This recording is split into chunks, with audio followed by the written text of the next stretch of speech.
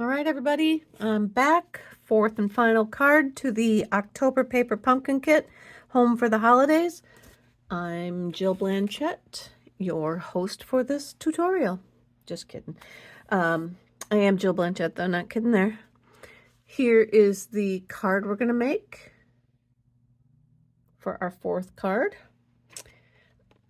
I'm starting with a piece of pecan pie at 4 1/4 by 11.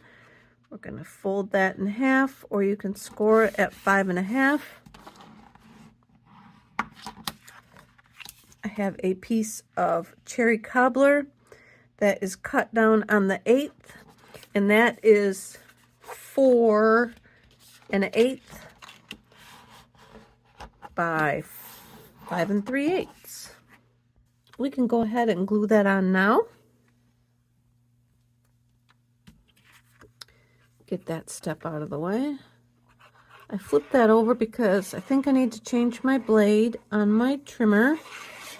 And I can feel, I don't know that you can see it in the video, but I can feel that the blade is pushing into the paper, and this side has a little bit of a roughness to it. I can feel an edge, and if I flip it over, it's smooth. So that's one indication that I probably need to change my blade.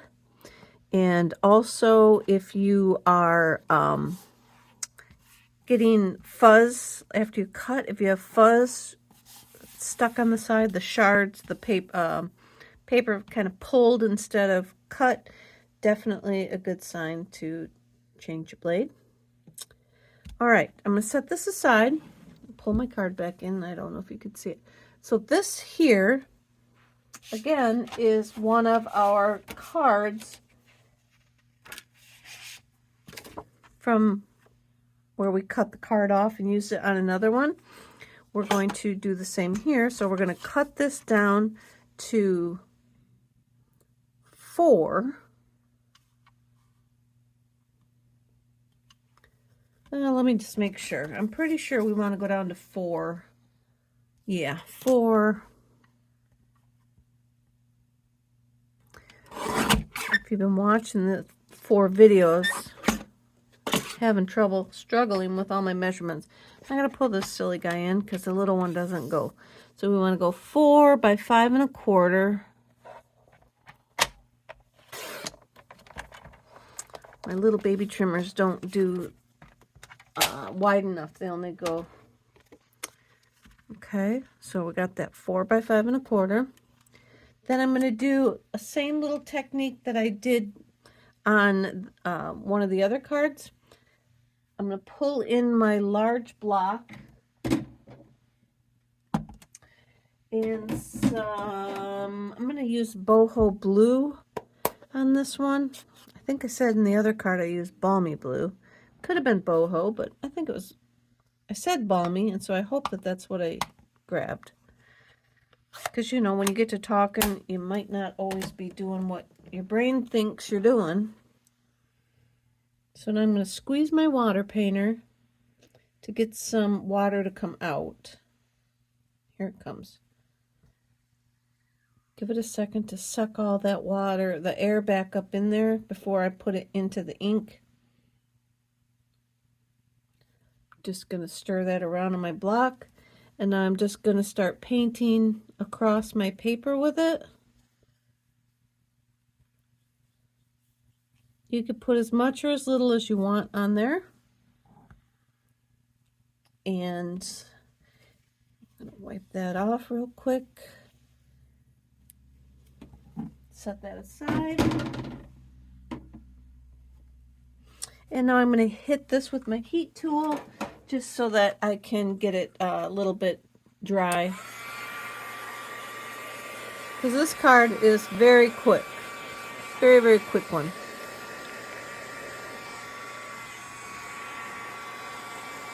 Dry up my ink spots. I know I may have even colored a little too much of my white. I wanted it to look a little more brush strokey across it, but that works. I could flip it over and try it on the back, but I won't. So now I'm going to go ahead and glue that onto my card.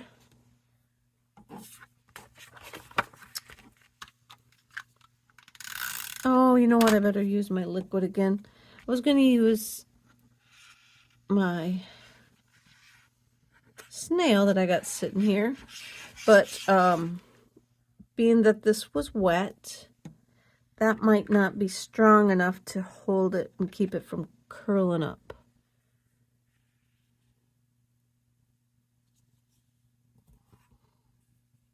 Okay, let me glue that down. Give it a nice press on there so that it adheres real well. Okay, so now we've got this piece left over from card number 3 when we cut that off. So again, I think I'm going to cut it right up to the edge of this tree. Let's see if I can get that in there. Trying to get it right up close to the edge of the house.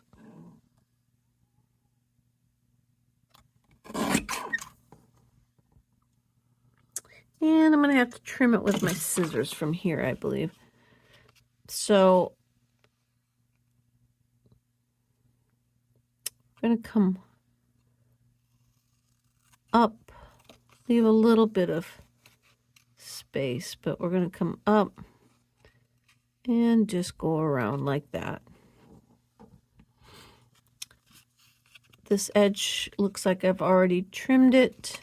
And then now for the bottom, I just want to give a little bit of a kind of a swirl to the base. Just a little something something to the... And that might even be too much swirly. I don't think I like that one. I'll take some of that edge out of there. All right, so now that's going to go right on the front of our card. And you see how it's super straight right there? Well, we're going to fix that. Let's see if we want to pop up our house first. We're going to put a bunch of dimensionals on the back of the house, and we are going to put that on. Okay?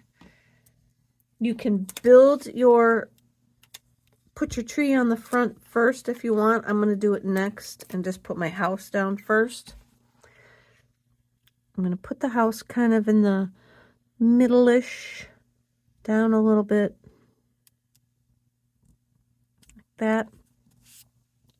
We've got one of the tall trees with the star on the top that we're going to position. Oh, see, I didn't go. I want to go up here some more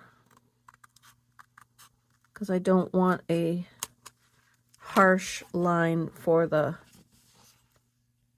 ground. So then we're going to put a little bit of glue on the side of this tree and a dimensionals along the outside of the tree.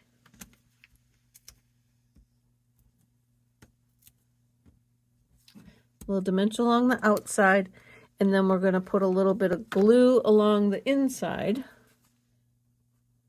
and we're going to glue that to the house.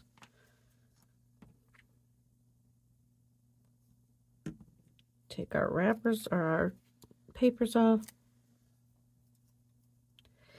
And then now I'm trying to kind of line this tree up with what little bit's still showing there, yet bring it up high enough to cut the blunt edge off of the side of the house kind of thing, if that makes sense. So we're going to glue our tree down like that. It's going to cover up part of the house, but that's all right. It takes that sharp edge off that was on there from cutting it. And then now this tree, we've got one of the single little trees. And this one I'm going to put my snail on just in case I think I need to move it. I can take it off easier. And this one we're going to glue flat. And what I'm going to try and do is match my branches up. See this little branch here? I'll pull it up a little closer. I'm going to try and match these up with the house. So, hold up. Excuse me. Got to sneeze. Excuse me again. So we're going to bring those branches right up close to the house. And then hopefully it just kind of seems like it blends in with that little strip that I didn't cut off. All right, so we got all our trees on there now. I trimmed up my base a little bit better. And then now we are pretty much done. We want to take some gems, whatever kind of gems you have, whatever size you have, just take them and start sticking some on. I got so many of these great big ones that I got them everywhere. So I'm going to go ahead and use some of these and put them on the card. I need some more putty.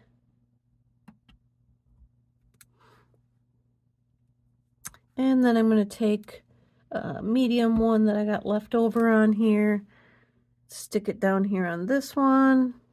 And then I got some small ones up here that I'll go ahead and stick up with these other ones. Just to kind of, you know, bring some more bling to the program here. Then I got my free glitter glue gel stuff. I'm going to put across the front of the houses and around the door. And I should have put my sentiment on first. I didn't.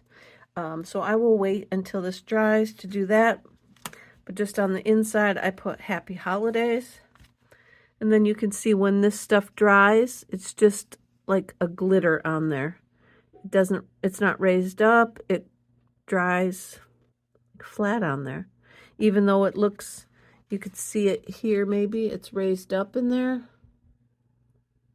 On the card, it's going to dry. I don't think you can see it. I can't see in my camera. It'll dry flat. So there you go, everybody. That's the fourth and final card. I do have the white piece for the inside, and I'll just stamp a greeting on that, but I want to wait for that to dry so when I stick it in, it doesn't smear all over. I hope you enjoyed the cards for this month, and I will see you next month. Thanks a lot.